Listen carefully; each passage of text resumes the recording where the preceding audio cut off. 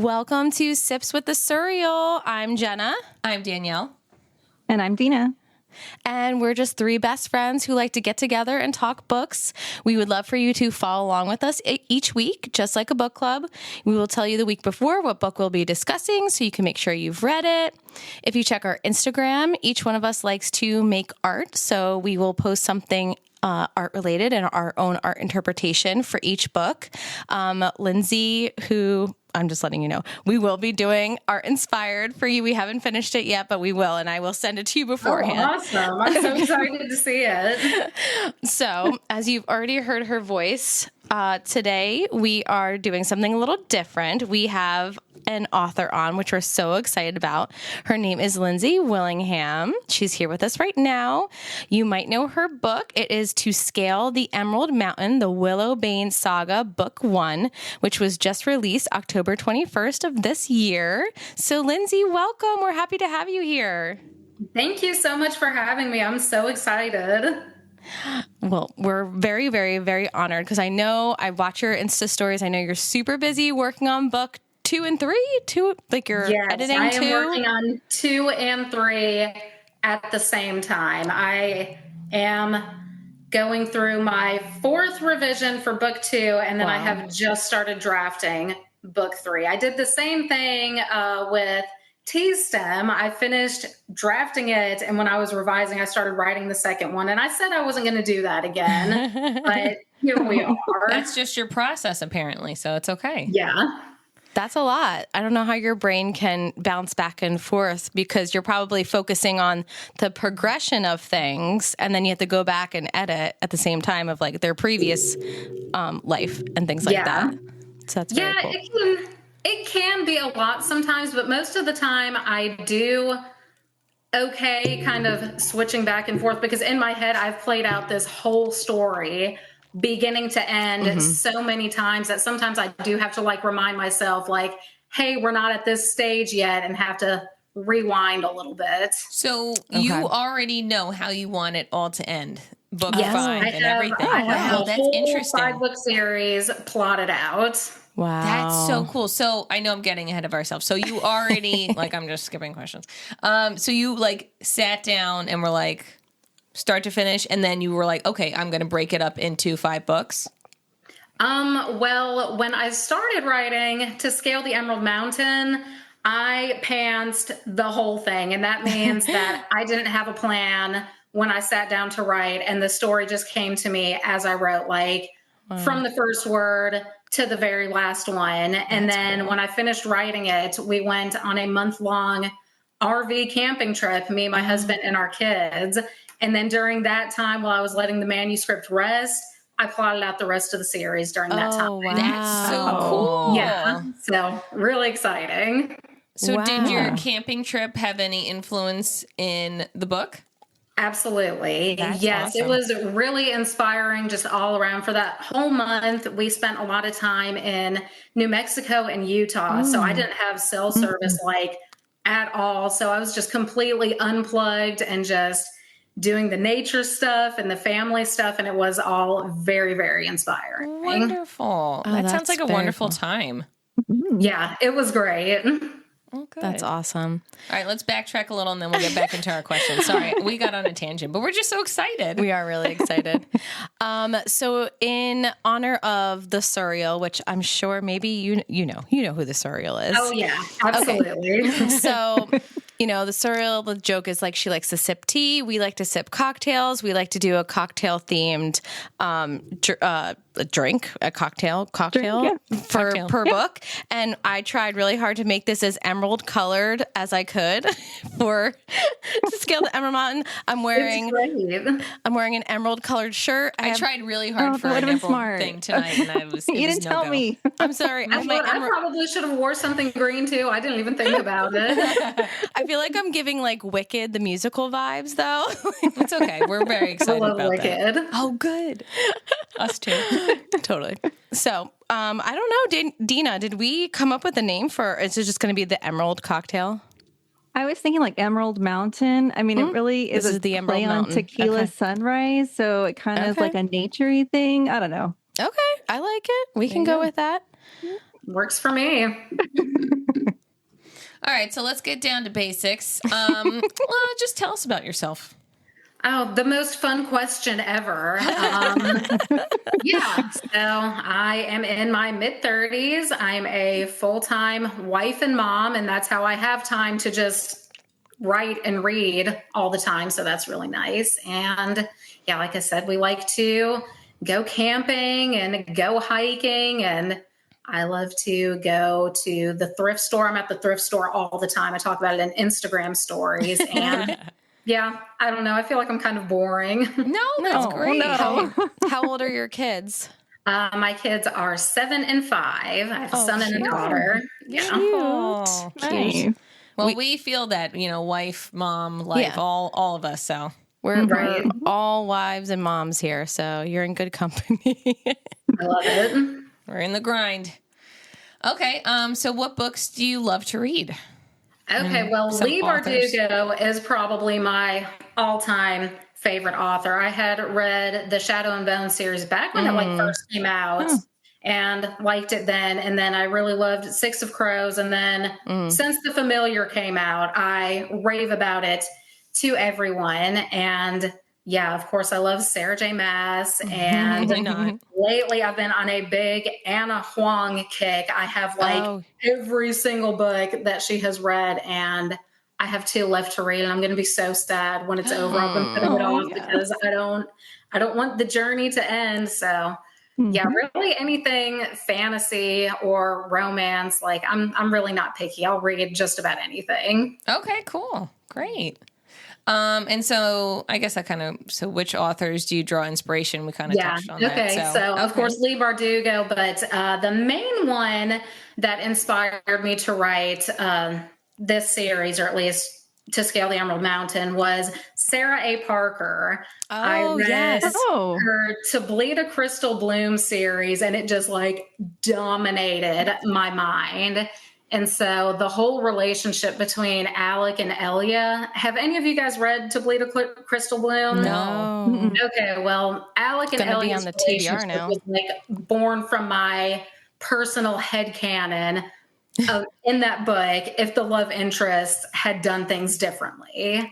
So that's another book that I like to recommend to people a lot, is the To Bleed a Crystal Bloom. I'm going to have to put that on my TBR. I love it. I'm obsessed. I actually got that really pretty Midnight Whispers set of To Bleed a Crystal Bloom. Have you seen them on Instagram? No, you're teaching us so many things right now. I lost my mind about it. I'm fighting the urge to pull it out and show it to you. Go for it. Do it. I have We love pretty things. I would love to see it. Oh, I'm very excited. Me and Dina were just talking about the pretty books. Oh, she's going to show it. I'm so excited. Oh, dang. That's I'm gonna- the first one. Oh, I love Sorry, that. my hands are in the way. And then your nails are pretty. Look at those my camera's edges. awful, but That's oh my gosh, so beautiful. it's even better under the dust jacket. Last one, and then I'll put it up. Oh my gosh. That's gorgeous. Oh, I need the book just because of the way it Right? looks. Just It doesn't how even pretty matter it what's is. inside. I love it I already. love the pages. Oh my We gosh. literally were just talking about how Dina was at Barnes & Noble, and there was a whole display of just all the books that were previously published are getting republished, just looking their edges are gorgeous and stunning, and oh my gosh. Yeah, I saw a bunch of those at Target, and I was like, oh, I don't need to buy them. I already have them. Exactly. Right? Oh my gosh. So fun. So fun. Okay. And what, where am I? When you first wrote this book, did it just all flow out? Okay. So we kind of said that. You said it just flew out of you from start to finish for this book. I wrote it in 2 months. The whole thing. Wow. I wrote the whole thing in 2 months. Yeah. And did you go into your trip being I'm going to write during this vacation? Or did it just on a whim, you were just I think I want to write a book finally? Oh, no, it was, I wrote the book, and then it was as soon as I finished writing it, we went on the trip. And then during the trip was when I came up with the plot for the rest of the series. Gotcha. But no, whenever I sat down to start writing it, I had just gone through a major journey of like slamming books on Kindle Unlimited, just reading all the time. And I used to write a lot when I was a kid and when I was in high school, and then I stopped for forever. And I had always wanted to write a book, and I was like, you know what? I'm just going to do it. And when I sat down to write, I thought that I was going to write a contemporary meet cute. And at the time, I didn't even really read those. And so I sat down and I wrote the first sentence and went completely left field. And it came out as fantasy. And yeah, it just like completely dominated my life. All I did was write for 2 months. I love that. And no roadblocks. It kind of just like flew out of you. No, that was one of the questions that I was looking at earlier that I was like, man, I don't even really know how to answer that one. Like, what scene was the hardest to write? Yeah. Because none of them really were hard for me to write. It all just kind of came out of me. But I will say that there were scenes that had to get more work on revision. But actually writing it, it just came to me really fast. That's awesome. Yeah. Oh, good. That's a true passion. Yeah. No, I love that. I love that. Amazing. I'm always like, oh, sorry. Go ahead, Dina. I was going to say, I love that you were like, you know, you used to do that as a kid. Like you used to write when you were little and then you just picked it back up. Like, I feel like that's kind of what I did with my art. Like I used to draw and just do all kinds of like fun stuff. And I felt like adulthood kind of like sucked all the fun out of everything. And just to be able to bring that passion back, like it's really revived me into my 40s, like to really be able to, I don't know, just find that fun again. So That's I love amazing. that was your journey too, where you were doing that when you were younger and then doing it now. That's inspiring. I don't know how much you guys have seen some of my posts, but I am pretty open on Instagram about I am a recovering heroin addict. And so whenever I got really deep off into my addiction, that was when I stopped writing. And during all that time, I kept telling people that I felt like an artist without an art. Oh, because even whenever I wrote, like as a kid and in high school and everything, I was never really confident in what I was producing, and I never showed it to anybody. So it's kind of wild to think that, you know, whenever I finally sat down to write, I produced this whole book that I have now published and shared with people. Well, that's great. I think that like speaks volumes to how strong your character is to go through that kind of journey and then come out the other end. You're a wife, you're a mother of 2 kids, you made an incredible book, and like you're just flourishing. Not everybody's that lucky. That's amazing. Thank you. I know. Like it's wild. A lot of the time for me, like I'm like, is this my life now? It's so amazing that I don't know. It's just it's great. That's so nice. Good. We're so happy for you. That's so nice. Now, I know Dina wants to jump into a question, but since we're on the topic of like, how do you even go about like shopping it around to publishers, or do you get an agent? Like, how did you like have the drive to like, you know what, I'm going to show this. I'm proud of this. I'm going to show this to everybody now. Okay. I did query and try to go traditional publishing before I did self-publishing. And whenever I was writing the story, I kept telling my husband, I was like, I really think that I'm working with something here. And after I finished writing it, like I didn't know anything at the time. And I joined Instagram, made the account that I have now. And I was just asking anybody who would talk to me, hey, do you want to read my book? Yeah. And I sent the second draft of it that was an absolute mess to 3 different people, and they all loved it. And Amazing. So that kind of really solidified for me that I was working with something that people would want to read. And I eventually stopped querying and decided to go self-publishing, because whenever you're searching for an agent, they don't want to see a book that long from a debut author. And so I went through a real struggle of trying to cut back on how long the book is. And I was like, I'm going to gut the integrity of what I'm trying to do by doing that. So I eventually just decided to self-publish.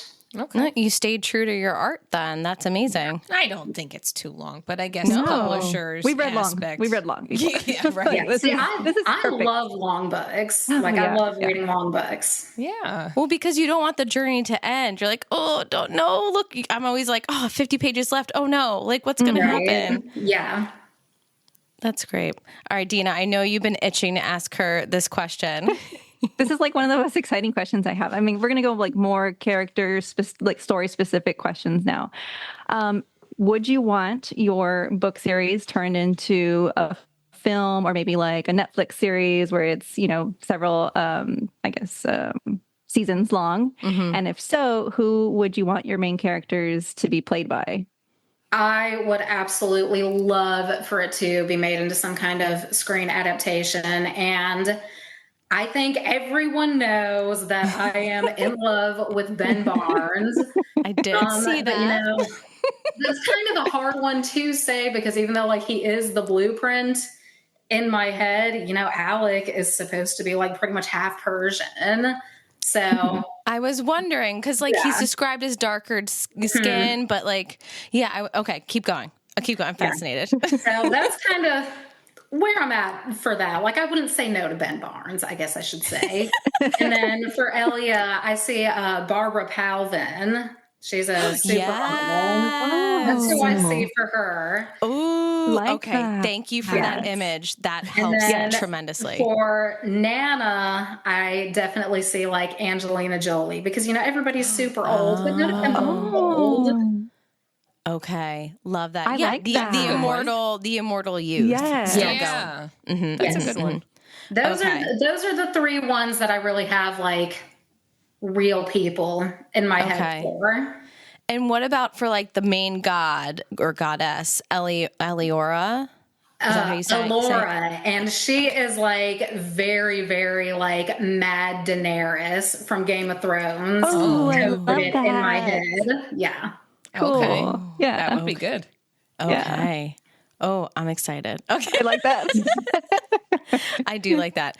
Okay. Well, you kind of stole what I was going to say because I saw your Instagram and you're like all about Ben Barnes. And so like as I'm reading your book, I'm like, okay, she's like thinking Ben Barnes. I was like, I don't know why I'm seeing like a broody Theo James this whole time, especially in the beginning of the book for Locaine. I was like, he seems like so grumpy and like, but like handsome and like, but then I had to like be like, nope, Ben Barnes. Okay, well, you want to know what's really interesting for me? Like, I came up with them and they're supposed to be identical twins. I don't see them as the same person in my head. I have to like fight really, really, really hard with myself to see Locaine. So funny. Oh, interesting. Well, because they're so morally different. Yeah. Yeah, their personalities are completely different. But yeah, I noticed several times, which I'm wondering if it has to do, and we'll see more themes of this as your books go on, that like their mom always referred to them as two halves of the same whole, and the connection there seems a little magical. So yeah, I'm sure they would be identical, but very interesting. I'm glad that you picked up on that because that's that's a thing. I'm not gonna. It's so hard not to say too much. That's all I'm gonna say. I know.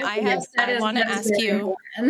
I want to ask you so many questions, but you don't want to spoil it. I know because you're not going to be able to answer me because I'm like, is it this? Is it this? I love hearing people's theories, though. They make me so excited. Oh yeah, as we were reading it, we would be texting each other back and forth. I think this is going to happen. No, I think this. I think this person's going to turn evil. I think this is all a ruse, and it's actually this. Like, yeah, I know. For a while, I was thinking one thing. I'm like, I think it's going to be this. I think it's going to be that. And I texted Jenna, like, I don't know, Jenna. Like, what do you think here? I was like, I'm so I don't know, Danielle. What do you think about this? Like, yeah. Oh my goodness, that's exciting. Okay. So still on the characters. Are there any of the ones that you wrote? Yeah. Do you relate to any of them on a personal level, or did you have someone in mind that you knew, or? Yes. Okay. So for Alec, Elia, and Locaine, they are all three inspired by some version of myself, like throughout all my different journeys in my life and the things that I've gone through. Like a piece of me lives in all three of them. Interesting. That's so fascinating. I love that. That's great. It's like your different walks of life. Okay. Yeah. Different stages of life, different trials and tribulations. Right. Okay. Love that. I'm trying to picture Alec and like, cause he's such a, I feel like more things are gonna get uncovered about Alec. Oh yeah. Well, there's 4 more books, of course. Yeah. I don't think he's as like cut and dry as we think he That's what is. he comes off as. He's definitely not. That's all I'll say is that he's not. He's got his things that he's kept to himself. So you're kind of like, Oh, I have a specific question. keeping it chill until another explosion's about to happen. Oh, okay. Ooh. Keep reading. That's what Jenna tells us. Keep reading. Yes, Jenna's always saying that. Keep going. I do say that. I'm such a bitch. Okay. Funny. All right, Okay. keep going, Dina, because I'm Yes. going to bombard her with so many things that are just popping in my head. I'm dying to know what you want to know, but I'm just okay. You can, if I ask a question, you feel free to be like, I don't can't tell you. know, and Yeah. like Okay. zip it. Just the zipper Don't mouth. spoil Yeah. it. Yeah.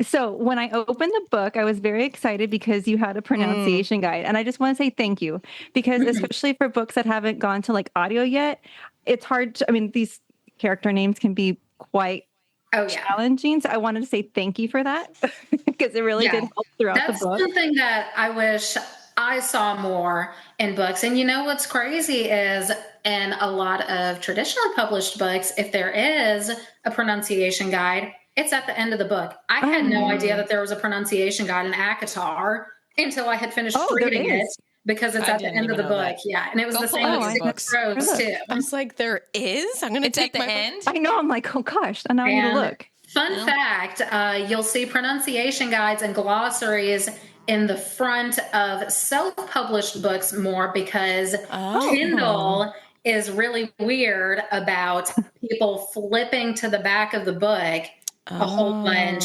to read the pronunciation guide and glossary. So you have to put it at the front so that it doesn't mess up your pages read on Kindle Unlimited. Well, plus then you don't like Interesting. accidentally see something you shouldn't necessarily Right. That see, too. you know? Yeah.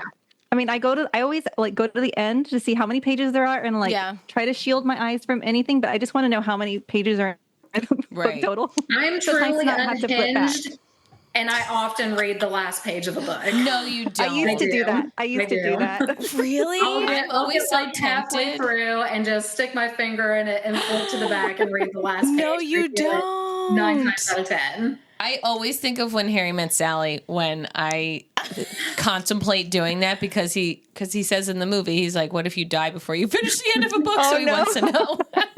But wow, I've never done it. I've been scared to do it. Oh my God, I accidentally did it with this book I'm reading right now, The Cruel Prince by Holly Black. And I went to go see how many pages were left. And you know how sometimes they do like, if it's been like years since it's been published, they'll like do like a little snippet of their book that is the next one. The next one. So I was like, oh shoot, not that. No, not that one. Like, when is it really over? And then I saw the last couple of words. I was like, God damn it. Like, Oh, man. Ruined. that's what happens. I was like, shit. That sucks. But apparently you like to do it. So maybe it's an okay thing. Maybe I I should. know. There's times that I've done it and I'm like, why do you do this to yourself? And I just still can't stop. Okay. Okay. All right. Hey, my students do that all the time. They just skip and read the end, or they Really? Yeah. I'm like, why? Like Gatsby, they're like, oh, he's dead. I was like, that's the no. But wait, Jeez Louise. there's more to the story. I know. You don't know how it's going to get to that point, right? So it doesn't really Exactly. You spoil missed all the everything. meat in the Sometimes middle. we just say, okay, there will be a murder. Who do you think it will be? But whatever. Anyway. Okay. Moving on. Yes. Okay. So you did mention that you do like to hear when fans theorize about some of the upcoming stuff. But what about like, have you ever been surprised by some of their theories or like certain reactions to your characters that you've created? I haven't been surprised by any theories yet. I have been a little surprised by how many people like absolutely loathe Elia. Like, I know she can be really bratty and really petulant and really a lot, but a lot of people like really like downright hate her. And I was a little surprised by how deep the hatred runs with some people. Oh, no. Now, how are you getting this feedback from everybody? Like, are they DMing I'm you? tagged in reviews on Instagram a lot. I don't look at Goodreads and I don't look at my Amazon reviews because I don't want to see the bad ones. No, But, I don't blame you. I am Yeah. tagged in Instagram reviews, and even though all the ones that I've been tagged in are good, they're honest, and there's been several people that are like, I absolutely hated the main character. Oh no. Wow. Yeah. Wow. But that's okay, because hopefully that Yeah. just means that in book 2, she really sees a lot of growth, and there's going to be I think she all has together. Yeah. And she goes on a major journey, and hopefully that just means that by the end of the second book, people will be like, well, that was amazing character development. Good job. It's all about character development. Yeah. I think she has a lot of room to grow. Like she went through, and we can cut whatever you don't want me to say. She went through something very traumatic, and she's dealing with that a lot in the beginning of the book. So I think the behavior we see is a direct result of the trauma that she experienced. I hope that's okay to say. Yeah, it absolutely is. And so I'm glad that you saw that as a reader, because that really was what it all was about. That was her trauma response. And that is a really normal trauma response, to just lash out to the people that love you most, because deep down, they're going to be there for you. Right. That doesn't make it right, but that is something that happens. Right. I mean, your feelings are valid. So Yeah. Not everybody's going to relate this or react the same way to the same experience. So, she is very similar to Nesta, I think, a lot of ways, and Akatar.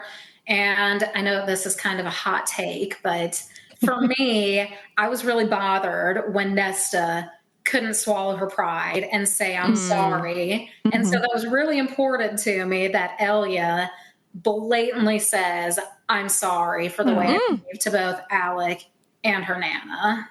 Absolutely. Oh, that's true. Yeah. I that's a huge difference, and reasons why I still Jenna have hates her. major problems with Nesta. I know. Okay, I think it cut out for me for just a second, and I didn't catch the last thing you said.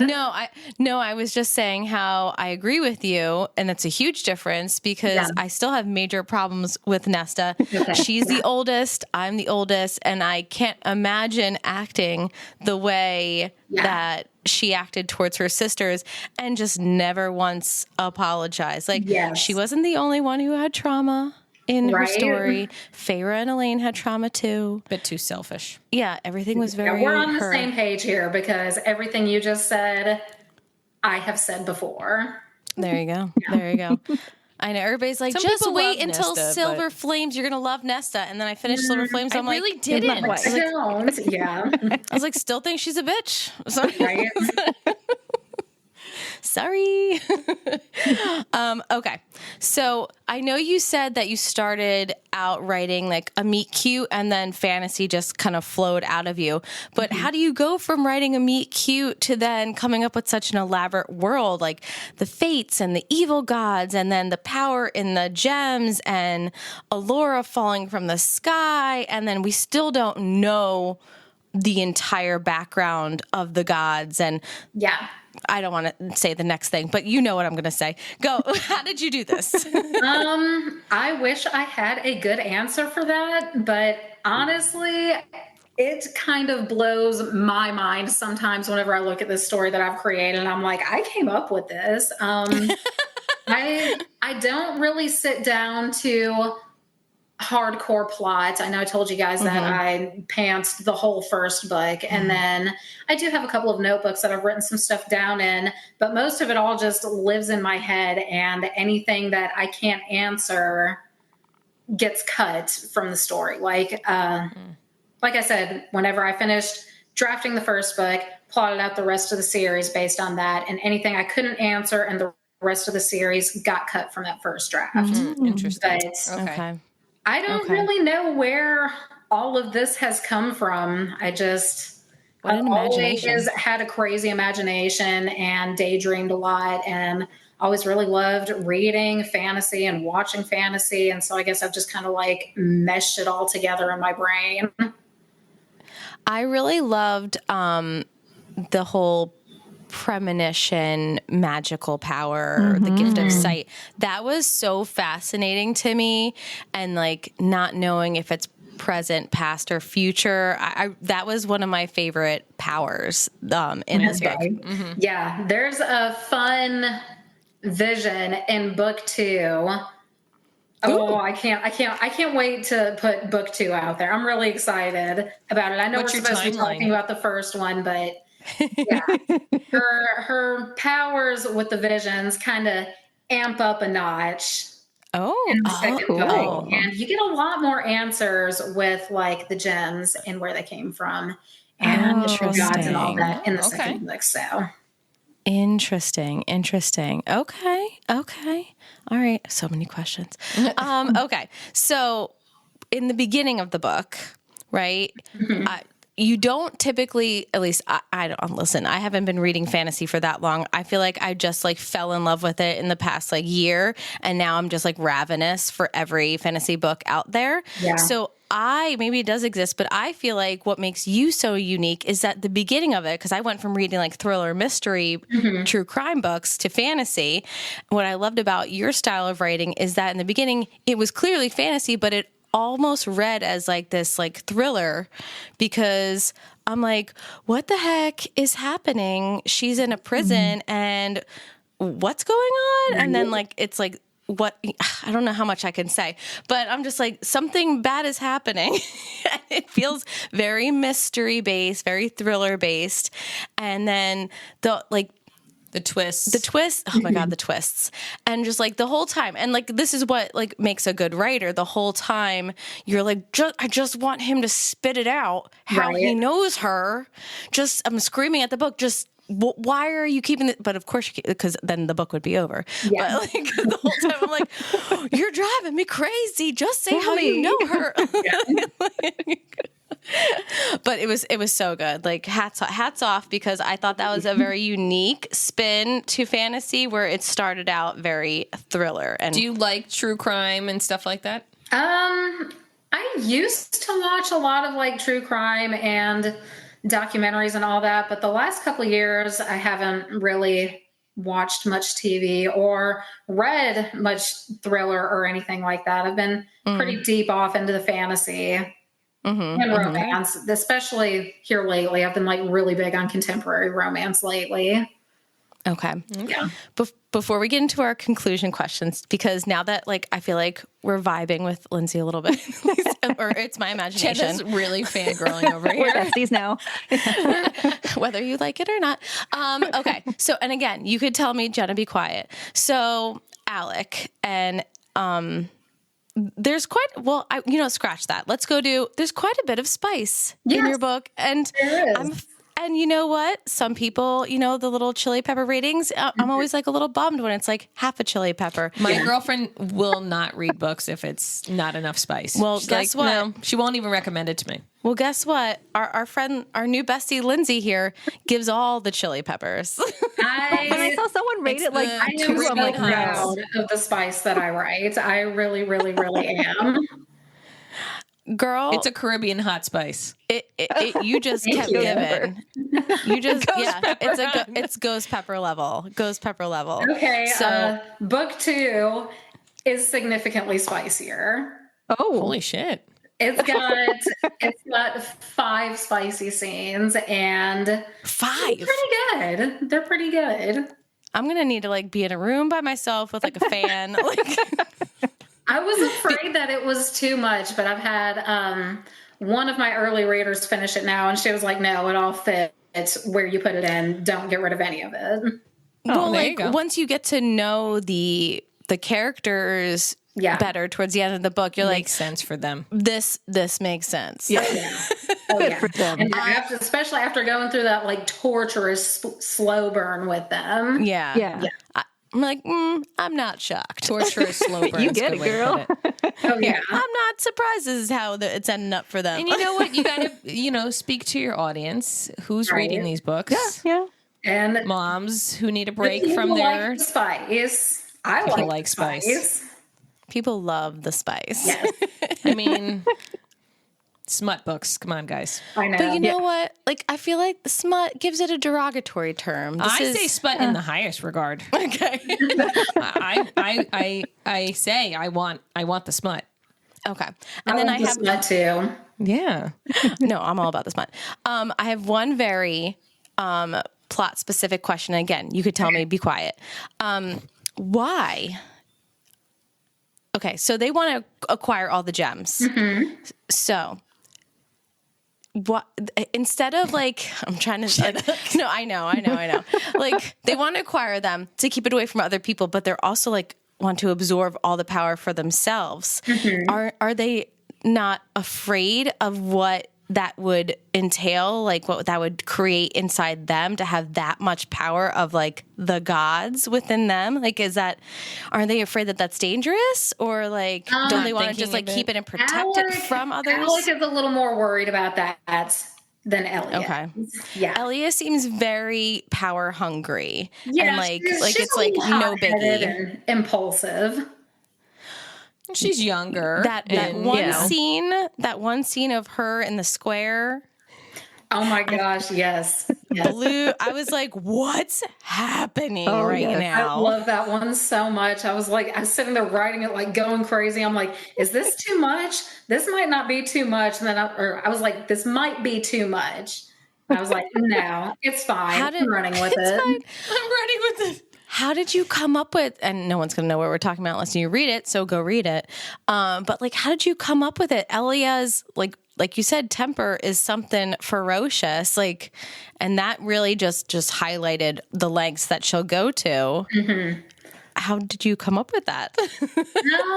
She has some of my tendencies that I had when I was 23. I'm a much different person now than I was when I was 23 years old. And I was not always the easiest person to be around back then. So I kind of channeled a lot of that into her. I mean, that's a really good point. We got to think that she's not like, an immortal that's like lived 200 plus years. No. She literally is only 23 years old. Yeah. So no, that's an excellent. Like a normal 23-year-old nowadays. Decisions when we're 20s. Oh, I was the dumbest. No. We could have done so many times in my 20s. Like it's the worst. No, could not call me an adult. That did not fit. Oh no. No, just right and left bad decisions. Yep. Okay. So you're like, let's imagine that you're sitting down at a book signing, a meet and greet, scenario. What do you want your readers to take away from your book? Is there like a general theme? Is it about overcoming your demons? Is it about overcoming trauma? Is it about true love? Like, what do you want your readers to take away? A little bit of all of those things, but I would say generally overall, the biggest message in the book for me, the most healing part of it for me when I was writing it was her journey to self-love. Because even before all the terrible things that happened to her in the book, she didn't have the greatest childhood, and she really struggled with her self-acceptance and her self-love leading up to everything. So her going through that journey to get to that point of realizing not only do I deserve the love from the people around me, but I deserve to love myself too. Like if that speaks to anybody, then no, absolutely. I love that. Yeah, absolutely. No, that's a good point. Mm-hmm. Yeah. Now I know you told us what projects you are working on, which is editing 2 and outlining or drafting 3. Yeah. Are there any teasers or hints you can give us that you haven't yet about the upcoming? Because there's former books we have to look forward to. Other than her giant growth, I will say that the order of gems, like for the books, is listed in the first book. Oh shoot! Ooh, reread. Getting my book out. Okay, you're not gonna find it. I know. It would take me forever to try to find it. Chapter 9, maybe 9 or 10. I don't know how. That's good to know to look back on. So long, I'm so out of touch with where everything is in it. No, I'd be super impressed with you if you did just pull that out like that. You knew what you Right. Not too long ago, I was able to. I have read that book so many fucking times. I would be happy if I never had to read it again. But I my won't have gosh, to that's because too funny. eventually I'm going to have to refresh my own memory for what's going on. Oh my Is gosh. it in the book that's falsely labeled as commonly misinterpreted, and I could be saying this name wrong, Quindosian phrases? Quindosi? You're close. You were close. Quindosi. It is a little bit before that. You know what? Hang on. How do you come up with these names, too? Oh my goodness. I don't even know. I will just What an sitting there imagination. playing with different letter sequences in my head. I can tell you how I came up with the name Bradier, and that was because I was struggling to name Crayston. By the way, I hate his name. I don't know why I didn't change it. But anyways, I when I like was his struggling to name. name him, I was like, oh my God, why isn't there ever just anybody named Brad in fantasy? And I was like, okay, I'm going to name him Brad, and I'm just going to throw an H in there to make it more fantasy. Oh. And then that kind of just snowballed into Bradier. And I was like, well, that sounds more like a place. And I was like, okay, so that's the place. And now I have to come up with a new name for him. I that's like cool. Crayston's power, too, that he can, like, basically create, like, I guess, like, illustrations from memory, from his mind. Like, that's so cool. That's like, another teaser I can give you for book 2. That power is heavily featured in book 2, not necessarily just with Crayston. Oh, interesting. Oh, cool. And these are powers is a that are, unique you power. don't like, you don't commonly see in fantasy books. So that's so fun to see something completely different. Yeah. Something that I hear a lot is that my book is unique in a lot of ways. And that always feels like such a compliment to me because there are so many romantasy books out there now. So to hear that I was able to produce something that kind of stands out and is a little bit different like that, that's great. That makes me feel really good. If you were to have a power, one of the powers, what would Great question. what would your chosen power be? I don't know. Maybe I'm gonna say Elia's lightning powers just because they're so badass and cool. That is badass. Just destructive. Yes. Yeah. Okay. I just want to teleport like everybody can teleport. Like they call it jumping, right? Yeah. I like the premonition. I've always liked the premonition thing. Like Phoebe from Charmed was always my favorite. So I just want to get places faster. I get want to it. be I like, get it. today I want to go to London. Tomorrow I want to go to Germany. Like, you know, like, that is cool. Yeah, I What wish about I you, could Dina? do that too.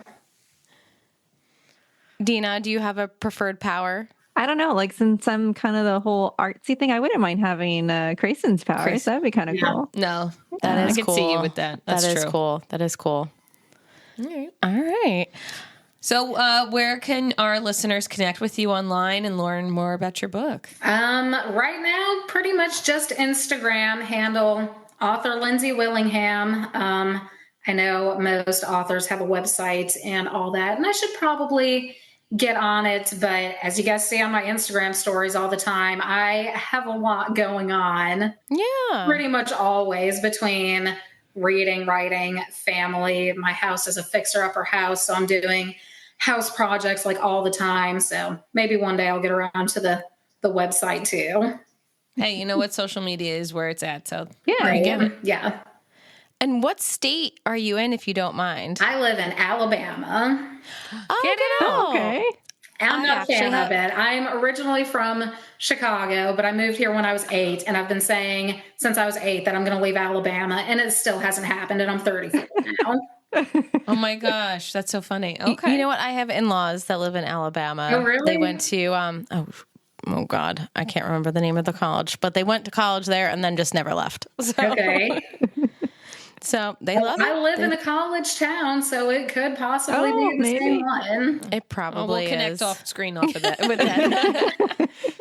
And I will put your handle and the spelling of your name in your book in our podcast notes, on our social media, on our YouTube notes, and all that. But if you do want to, if you're listening and you're lazy and you don't want to go look, the spelling of Lindsey's name is Lindsey. So sometimes it's A, she's E, and then Willingham, Willingham. And again, this is Lindsey Willingham from To Scale the Emerald Mountain, the Willowbane Saga, Book 1. Lindsey, thank you so much for coming on and being patient with all of my questions. She was so excited. Thank you for having me and letting me just ramble about my little story, because that's one of my favorite things to do. Perfect. Then it was a fun Friday night. There you go. Thank you so much, Lindsey. And everybody, please go on to our Instagram as well, at Sips with the Suriel, Suriel. Listen to us everywhere you can find your podcast. Watch us on YouTube. Same thing, Sips with the Suriel. Rate, review, subscribe, all those good things. Thanks, everybody. Bye. Bye.